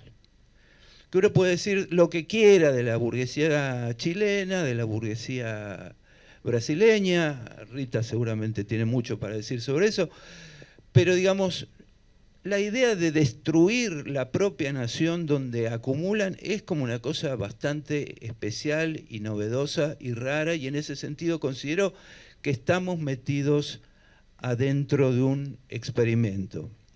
Yo digo, esto no empezó ahora, no es que vino Milei, qué malo que es, de esto hay mucho ya en Martínez de Hoz, hay mucho en el menemismo, muchísimo, muchísimo en el menemismo, pero quiero recordar algo que trajo recién Lucas, vinculado al comienzo de la democracia esta que estamos viviendo, que es el triunfo de Alfonsín, y Lucas señalaba, digamos, la parte más luminosa de ese proceso, que fue la decisión de enjuiciar a las juntas. El otro día, de casualidad, me encontré con un discurso que hace Alfonsín el día que le gana al peronismo, con lo cual tocaba el cielo con las manos, y dice algo que está bien, un político tiene que decir, bueno, no hemos derrotado a nadie, bla, bla, bla, bla, bla. Y ese no hemos derrotado a nadie es muy interesante, porque para que haya democracia hay que derrotar a alguien. Hay que derrotar a alguien. Y si no, tenés esto que tenemos hasta ahora. Si no, tenés esto que tenemos hasta ahora, que es una democracia donde vos le podés hacer un golpe del mercado al primer presidente democrático, voltearlo, no se entiende nada, ¿qué pasó? Pasás por una hiperinflación terrible, no se entiende, nadie explica, y viene un gobierno menemista que dice, yo para que pare el sufrimiento les voy a dar estabilidad, y para eso vendemos el Estado Nacional, lo destruimos, hacemos la convertibilidad, metemos el dólar, y eso también termina estallando en el 2001 y 2002, y pasamos por esa situación.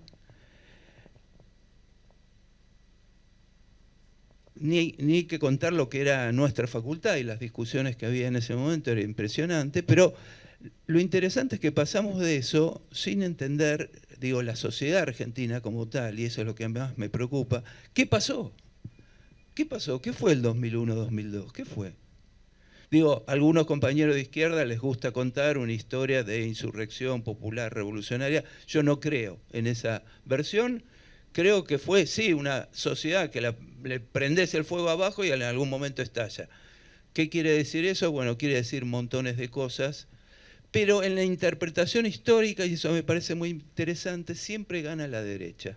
Es decir, no se termina nunca de imponer una interpretación de la historia argentina donde tengamos una reflexión más profunda, más inteligente, más sofisticada de lo que pasó, sino que siempre se termina, y un despelote, qué sé yo. Por lo cual, lo interesante de esto es que la conclusión que saca masivamente la sociedad y que le suministra la derecha antinacional argentina permanentemente es: ¿qué querés con esta sociedad?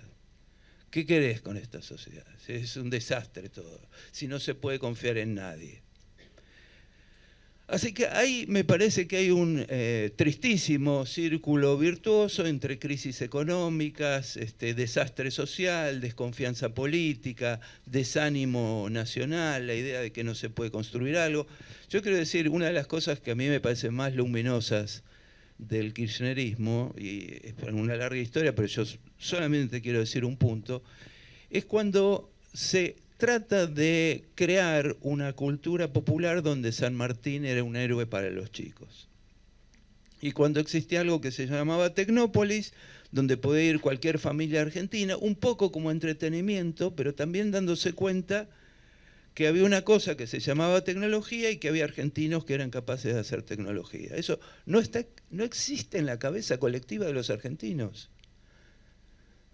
Nosotros de la economía estudiamos, muchas veces nos preguntamos por qué los empresarios argentinos no ponen plata en desarrollar productos argentinos.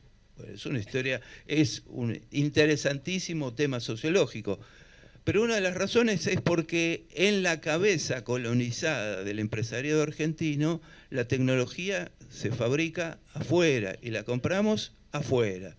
Y nosotros no somos capaces de inventar nada, cosa que es falso porque se inventaron muchas cosas en la Argentina y se tuvieron que patentar en otros países porque acá nadie les daba bola. Es decir, hay un problema muy complejo donde la que desertó de la idea de nación es la burguesía argentina.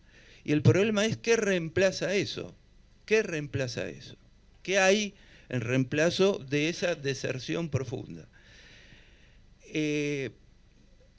Cuando Alfonsín dice no derrotamos a nadie, y la verdad que empezamos la democracia sin derrotar a los antidemocráticos. Porque los antidemocráticos no eran los militares que operaron de asesinos a sueldo del Estado Nacional. La verdad que los responsables del proceso de reorganización nacional, sociología, por favor, son las clases dominantes argentinas, no los militares que les agarró un ataque de matar gente. El ataque de matar gente tiene que ver y es funcional a un proceso, a un proyecto económico y político. No creo que ningún general haya imaginado el título Proceso de Reorganización Nacional. Eso lo pensaron historiadores de derecha que dicen hay que hacer un segundo proceso de reorganización nacional. Y siempre traigo una anécdota que me parece increíble. En esos años del proceso, en la sociedad rural argentina, en cada una de las inauguraciones de la exposición rural, se hacía una escenificación de lo que se llamaba la retreta del desierto, que era cómo las tropas del general Roca, del Estado argentino, habían vencido a los indios y los habían expulsado de la pampa húmeda.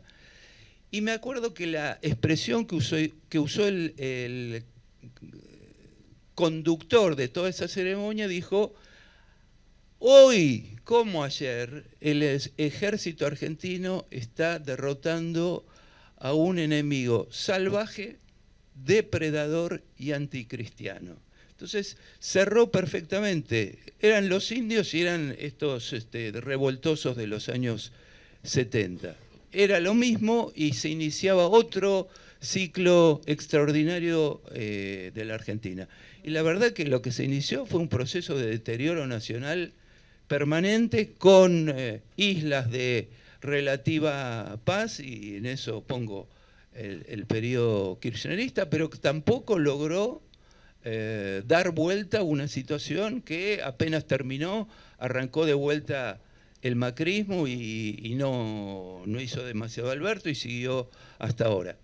Eso me parece que es un tema importante, digamos, el deterioro de la idea de nación,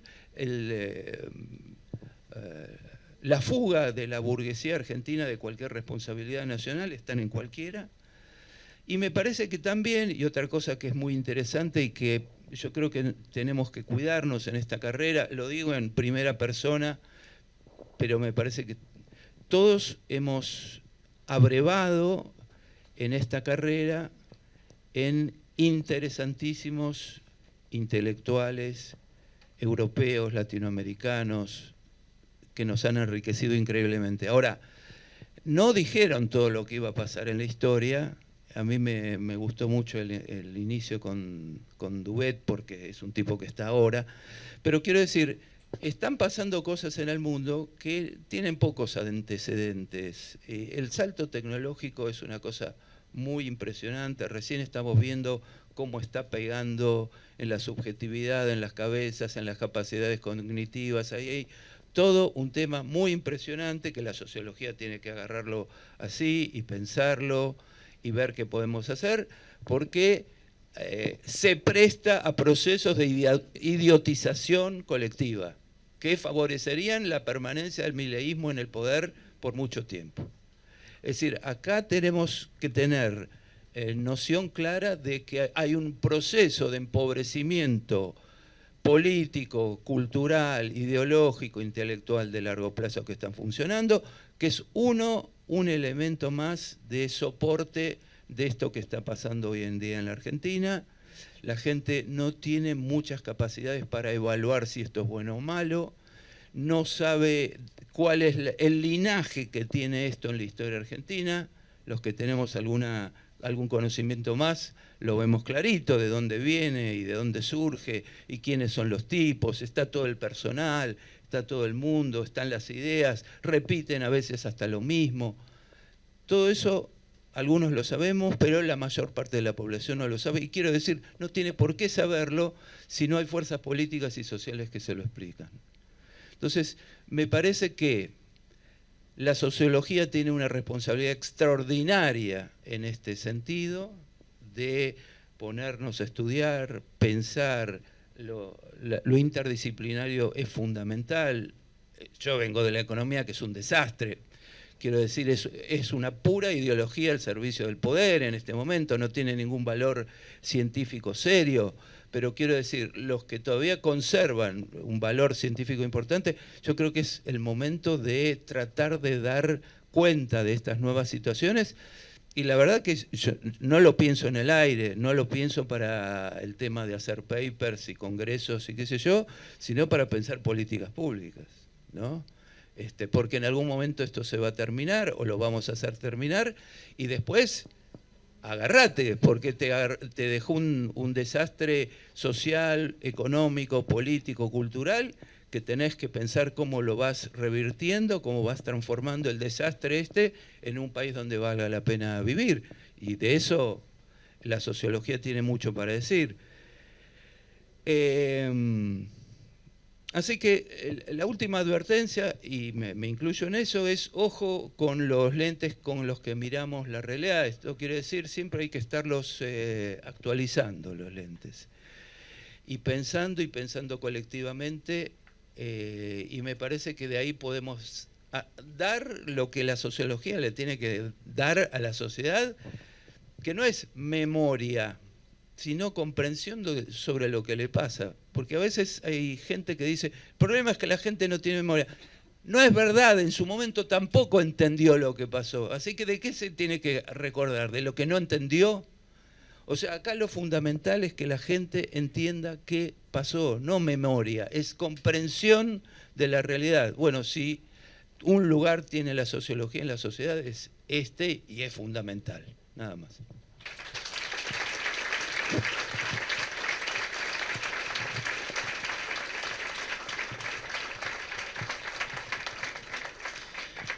Bueno, muchas gracias a los 5 panelistas. Estamos llegando al final de este panel con una afluencia todavía de público muy interesante. Les agradecemos muchísimo la presencia aquí todavía, a todos y todas, en particular, sobre todo a las y los estudiantes. Y quizás por ahí, como no vamos a tener más tiempo para un intercambio mayor, digo, si bien nos fueron dando pistas respecto de la erosión de lo público, la lógica caníbal, la derrota política, económica, cultural, se me ocurría por ahí que pudieran, después que se pudieron escuchar los 5, un minutito de una vuelta de reflexión, por ahí tampoco para no irnos con el vaso así medio vacío, pensando en, más allá de lo que decía Ricardo, el desafío que tenemos como disciplina, pero bueno, que por ahí pudieran reflexionar un minuto respecto de, no sé si utilizar la palabra alternativas, pero bueno, por dónde encaramos, etcétera. No sé si quieren por ahí, de acá para allá hacemos. No, un minutito. Hay fragmentadas una serie de respuestas que no encuentran la posibilidad de unidad, que son respuestas a situaciones inmediatas y no pueden ubicarse todavía en un marco más trascendente que debería ser algo que se construye y se construye colectivamente. En cada uno de esos pequeños espacios que yo dialogo mucho con gente de movimientos sociales, de sindicatos, de lo que queda de los partidos y sobre todo con mis estudiantes, que son los que te dan la extraordinaria fuerza para en el lugar específico uno seguir haciendo cosas. Los estudiantes de sociología son algo maravilloso, digamos, tienen siempre una pregunta, se paran, cuestionan, no importa, como dijo una compañera el otro día, puede haber, digamos, ideas delirantes, pero no importa, digamos, son intentos de pensar este mundo. Y yo digo, y hay muchos espacios como este, una tarea política es lograr la reconstitución de esta extraordinaria diversidad de espacios que tienen voluntad de hacer cosas contra, pero que todavía no tienen una expectativa. No hay, como en otros momentos históricos, ni mucho menos una alborada salvadora. Hay que construir algo que se parezca a un objetivo, digamos, que permita una sociedad inclusiva. No, nada más.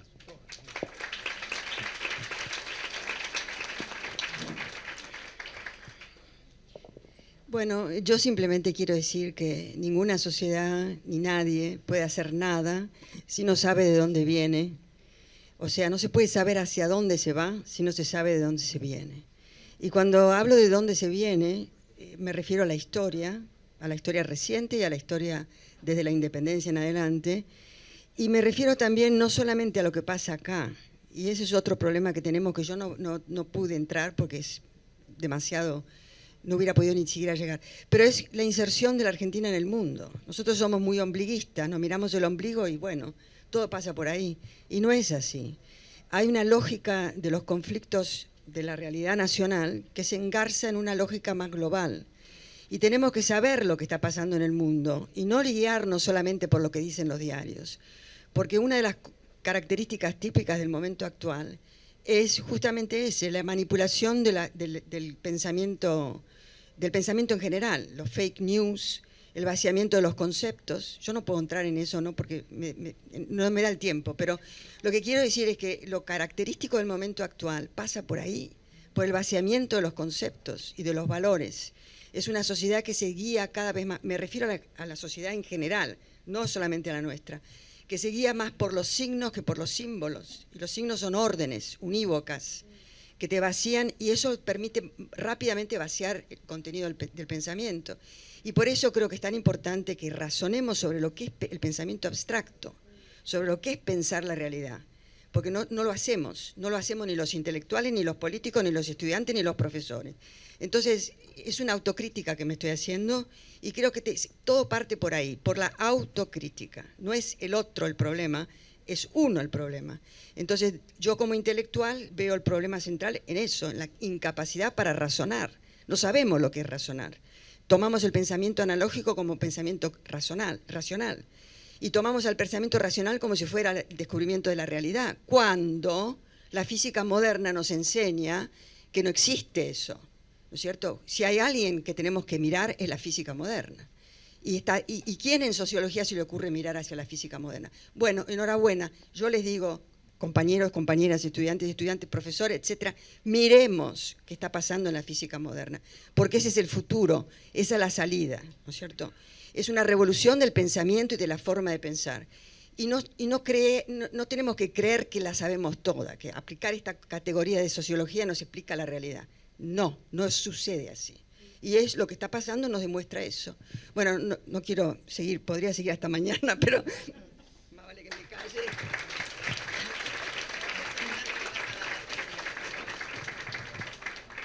Mónica me hizo acordar que cuando estudiaba y me formaba en un equipo de investigación con Lito Marín, y acá está Rodrigo, Julián, nosotros hicimos un curso sobre Prigozhin, ¿se acuerdan?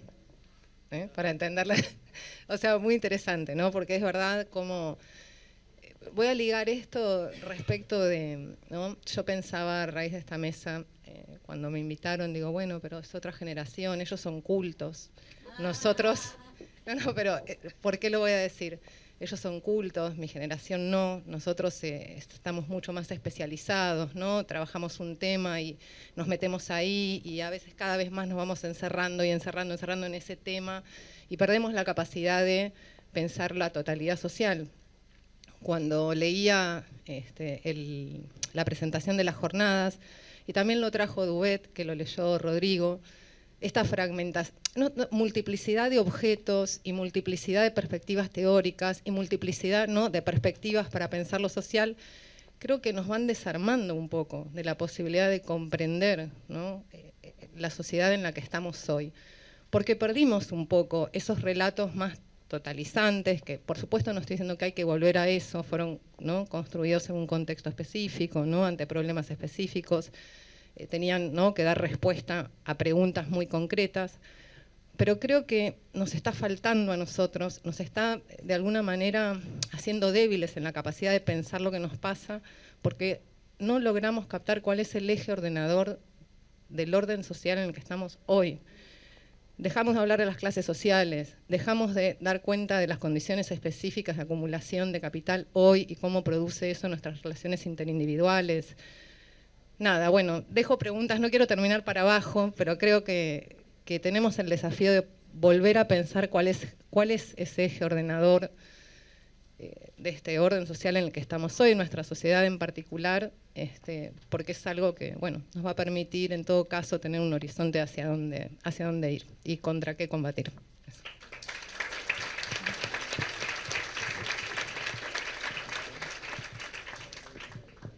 Yo creo que es que con la edad, cuando uno envejece, el pensamiento de uno se va volviendo como más generalizante, por lo menos eso, menos especializado en algunos objetos de comprensión más concretos, microscópicos, y va uno generalizando, por lo menos eso me sucede a mí.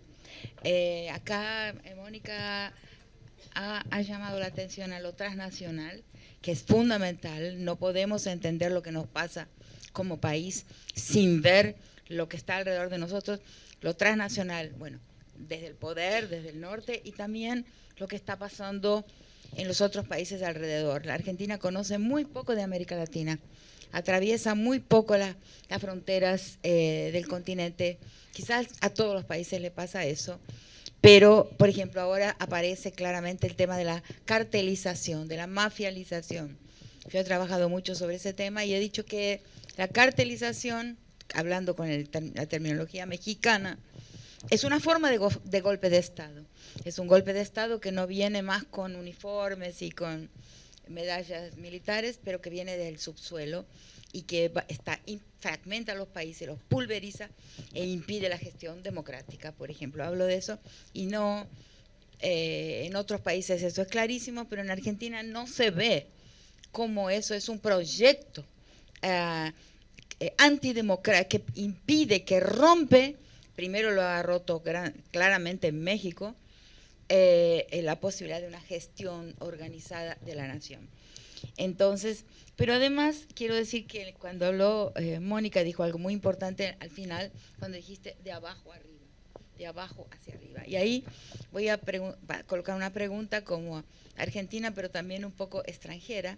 Hay algo que nunca entendí y que la verdad es que nunca perdoné, y yo me encontraba ausente del país, vine en ese mes, pero en fin, no entiendo por qué cuando asume el Estado y recupera las riendas económicas el Estado Nacional con Néstor Kirchner, ¿no? ¿Por qué inmediatamente se destruyen, o sea, se deshacen las estructuras de sobrevivencia, arraigo, localización, que crearon colectividad, comunalidad en el 2001? O sea, se habían construido ahí formas arraigadas, ¿no?, comunales de subsistencia con sus muchísimos defectos y problemas. Eso desaparece, ¿no?, y se toman de nuevo completamente las riendas de la economía por parte del Estado Nacional. Siempre lo vi como un error brutal, porque para mí el camino es anfibio. Hay un camino, y colocamos todo en la historia estatal. Está bien que este Estado de Milei vende el país, en fin, destruye todo y es el Estado. Pero siempre pensamos que tomemos las riendas del Estado, ¿no?, y ahí vamos a rumbear la historia hacia un horizonte más benigno para más gente. Pero eso no sé, nunca se consiguió. Ninguna revolución llegó a destino. Todas se derrocaron lo que había antes, pero ninguna consiguió, tomando las riendas del Estado, rumbear hacia otro tipo de vida, hacia otro tipo de economía y hacia lo que llamo ese horizonte más benigno para más gente. No lo pudo hacer, porque eso sí no se hace por un camino anfibio y porque nosotros tenemos la creencia de que es el Estado que cambia la sociedad. Y nos olvidamos de que la sociedad cambia el Estado. Si no se transforma esa sociedad, pies en la tierra, paso a paso, cuerpo a cuerpo, conversación con conversación, no se va a poder nunca obtener gestiones estatales mejores que las que tenemos.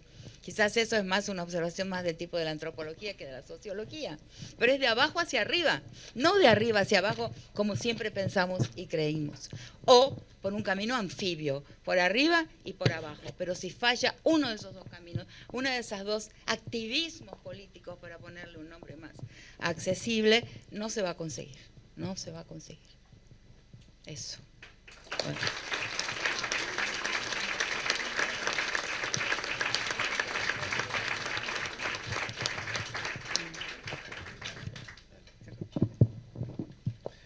Bueno, no, yo muy brevemente decir que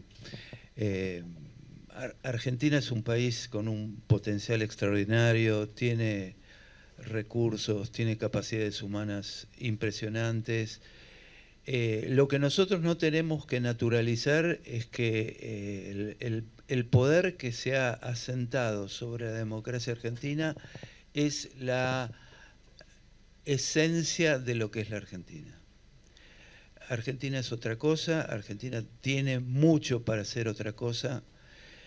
Con muy poco la Argentina cambia, da de comer, da trabajo, da un techo digno. Argentina está en condiciones de hacer todo eso. No hay que dejarse penetrar por el pensamiento derrotista, catastrófico y amargante que proviene de los sectores dominantes, y eso es una tarea que tenemos que cultivar todos, porque la idea es que nosotros bajemos los brazos, y eso es lo que no hay que hacer.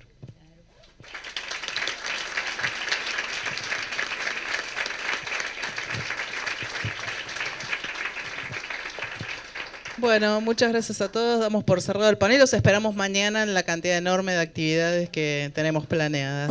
Gracias.